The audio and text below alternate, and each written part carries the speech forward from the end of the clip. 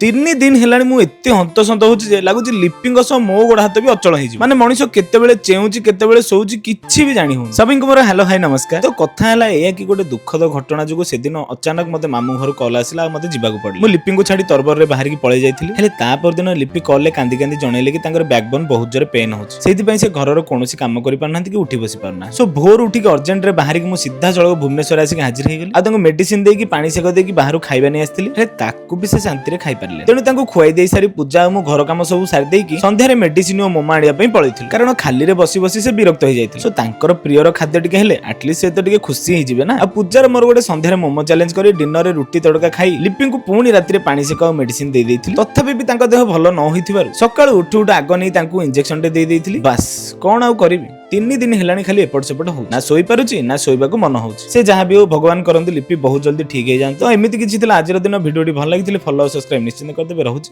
Jai Jagannath.